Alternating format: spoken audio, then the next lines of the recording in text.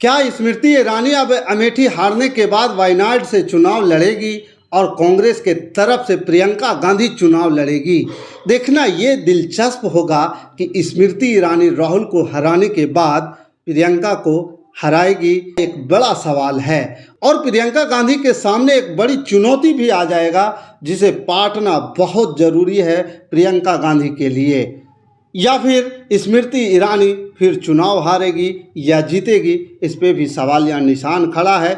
लेकिन ये भी कहना जरूरी है कि जहां जहां गांधी परिवार के उम्मीदवार खड़े होते हैं, क्या वहां पे स्मृति ईरानी पहुंच जाती है चुनाव लड़ने के लिए और बीजेपी भी उसको पीछे से भेज देती है। दोस्तों नमस्कार, प्रणाम, मैं हूं पवन चंचल और आप देखना शुरू कर चुके हैं जन जोश न्यूज़। अगर आप इसे फेसबुक पे देख रहे हैं तो फॉलो कीजिए और यूट्यूब पे देख रहे हैं तो सब्सक्राइब कीजिए। साल 2024 के लोकसभा चुनाव अभी खत्म नहीं हुए हैं, चुनाव अभी जारी है क्योंकि वायनाड में इलेक्शन अभी बाकी है। वायनाड जो साल 2019 के चुनाव में खासा चर्चा में रहा और 24 के चुनाव में भी वह लगातार चर्चा में है क्योंकि अब घोषणा हो गई है कि वायनाड से प्रियंका गांधी चुनाव लड़ी, जिनके चुनावी राजनीति की शुरुआत कांग्रेसी बहुत दिनों से कर रहे थे। देश में भी बहुत लोग चर्चा करते थे केवल कैंपेन ही करेंगी कि कभी चुनाव भी लड़ेंगी प्रियंका गांधी। और देखिए आज तय कर दिया गया, बड़ा ही निर्णायक चुनाव उन्हें लड़ने के लिए कहा गया है क्योंकि एक राजनीति दुविधा बनी हुई थी कांग्रेस में और किस तरह से उसे निपटाया गया। राहुल गांधी ने पिछले दिनों संकेत दिया था कि रायबरेली में वह आभार व्यक्त करने गए थे और उस आभार सभा में उन्होंने कहा था कि एक ऐसा फैसला लूंगा जिससे कि रायबरेली की जनता भी खुश हो और वायनाड की जनता भी खुश। राहुल गांधी रायबरेली में, और अगर वायनाड जीतती है प्रियंका गांधी तो वहां से सांसद होंगी प्रियंका गांधी और पहले सोनिया गांधी राज्यसभा के रास्ते संसद में मौजूद ही हैं। और अमेठी में जिस तरह से चुनावी दाव खेला गया, अमेठी, रायबरेली, वायनाड या तमाम सीट लोकसभा की आज की तारीख में कांग्रेस की तरफ जाती हुई दिखाई पड़ रही है। प्रियंका गांधी चुनाव में उतर रही हैं। प्रियंका गांधी की जो राजनीतिक यात्रा है उनकी शुरुआत हो जाती है साल 2004 से ही।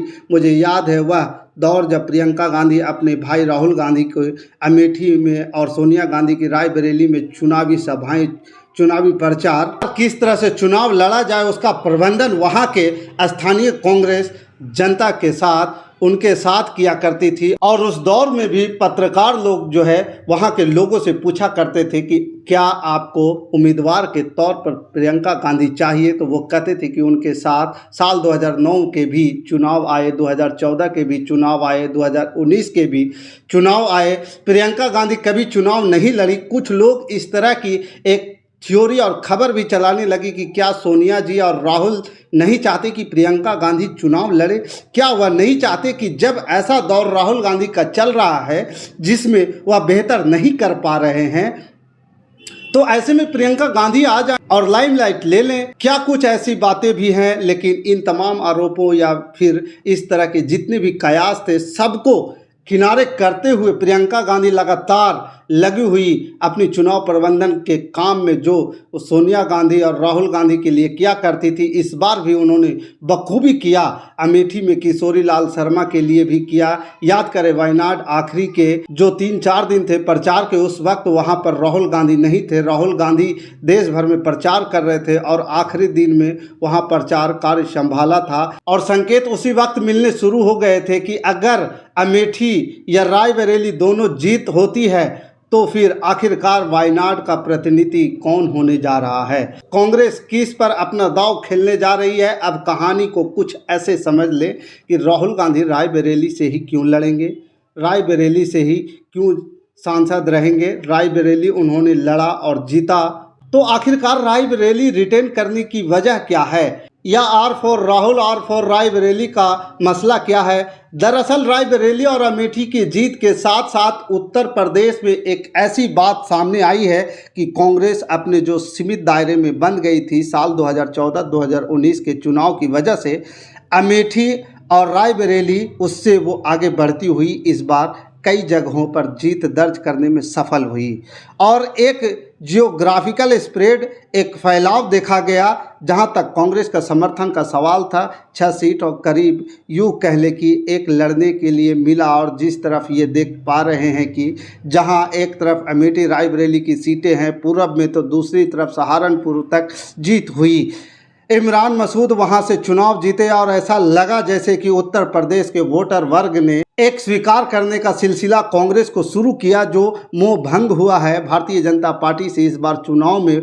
वह जो दिखाता है और जो मोह भंग बीएसपी से वोटर्स का मान लीजिए हुआ है, उसके बाद वह वोट बैंक जाए तो जाए। कांग्रेस में यकीन तो करते हैं, लेकिन वो मानक चलाते हैं कि जो क्षेत्रीय दल हैं वो थोड़े कमज़ोर कांग्रेस को एक तरह से अल्टरनेटिव के रूप में सामने आ जाते हैं।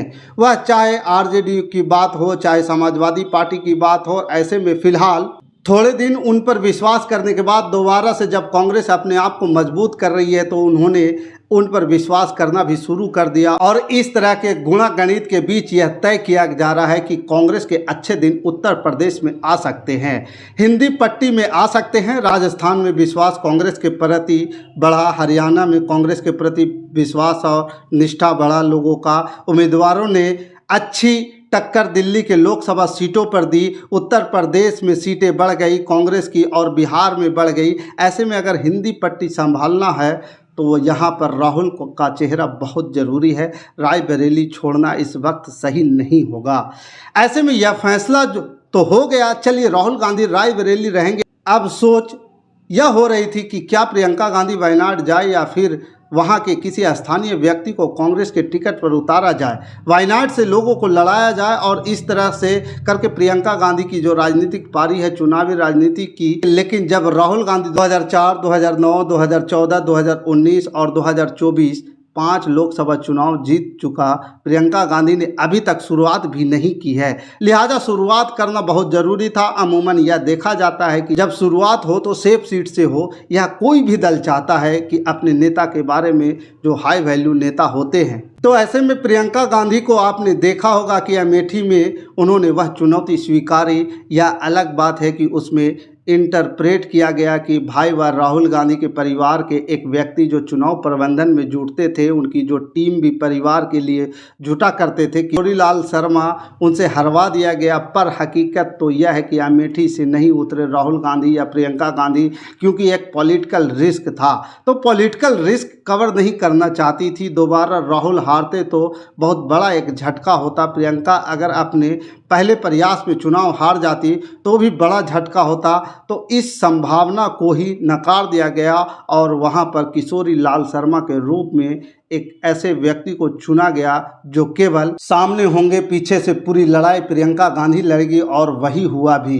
उन्होंने फिर से अमेठी रायबरेली का प्रबंधन संभाला और आपको याद होगा कि किस तरह से वो लगातार चुनाव तक करीब 6 तारीख को वह पहुंची और वहां मई में और फिर वोटिंग तक मौजूद रही। वोटिंग यानी कि 20 तारीख को जब मई में हुआ, उसके बाद ही वहां से वह निकली और जीत सुनिश्चित करके आई।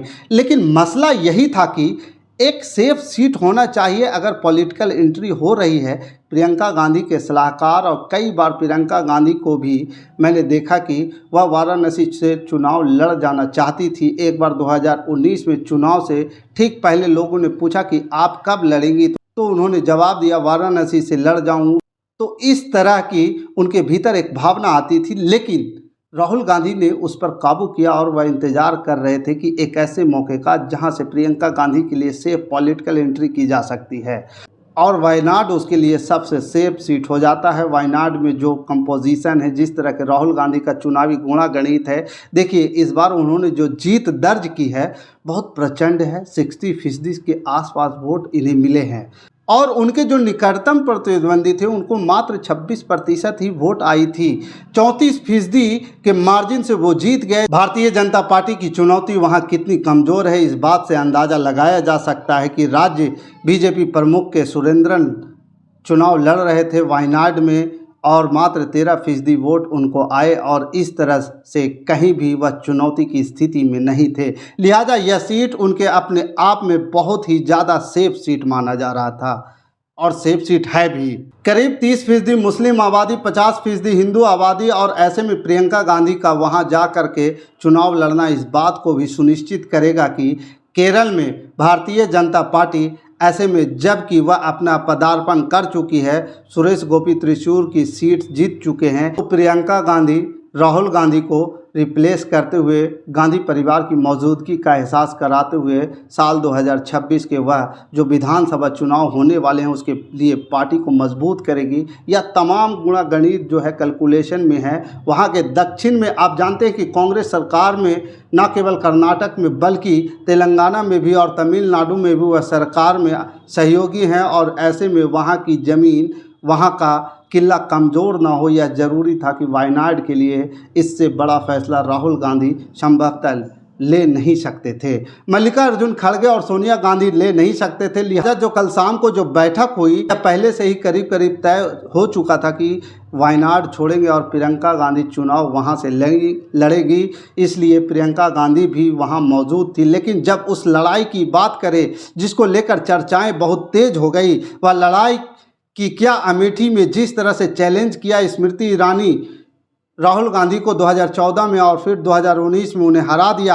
स्मृति ईरानी इस बार जो रणनीति बनाई है प्रियंका गांधी की तरफ से, किशोरी लाल शर्मा को आगे खड़ा कर चुनाव हरा दिया गया। उन्हें स्मृति ईरानी को किशोरी लाल शर्मा के द्वारा, तो क्या किशोरी लाल शर्मा से हारने के बाद, अमेठी से हारने के बाद चुपचाप बैठी रहेगी स्मृति ईरानी, या फिर वायनाड को लेकर डेवलपमेंट हुई है जो अवसर तलाशे जा रहे हैं? क्या प्रियंका गांधी के खिलाफ वायनाड में चुनाव लड़ेंगी? सीधा प्रश्न यह है जो आज की तारीख में सोशल मीडिया पर आमतौर पर जो बोलचाल और साझा किया जा रहा है। पार्टी नेतृत्व क्या फैसला लेता है, भारतीय जनता पार्टी को देखने वाली बात होगी, लेकिन स्मृति ईरानी एक उम्मीदवार हो सकती है। इसको लेकर भारतीय जनता पार्टी के समर्थक बहुत उत्साहित हैं। वो कोट कर रहे हैं कि ऐसा नहीं है कि कोई पहली दफ़ा होगा। अगर ऐसा होता तो 1999 जब सोनिया गांधी अपनी पॉलिटिकल एंट्री कर रही थी, जैसे आज प्रियंका गांधी कर रही हैं, आपको क्या लगता है कि इस बार वायनाड में स्मृति ईरानी vs प्रियंका गांधी होगा? क्या स्मृति ईरानी प्रियंका गांधी को हराने के लिए अमेठी से तो हार गई, लेकिन वहां वायनाड भी जाएगी पीछा करते हुए? सोशल मीडिया पे ऐसे खबरें चल रही है, लेकिन आपका विचार क्या कहता है, आपका पॉलिटिकल एनालिसिस क्या कहता है? आप हमें कमेंट कर ज़रूर बताइएगा। हमारे साथ बने रहने के लिए धन्यवाद। जय हिंद, जय भारत।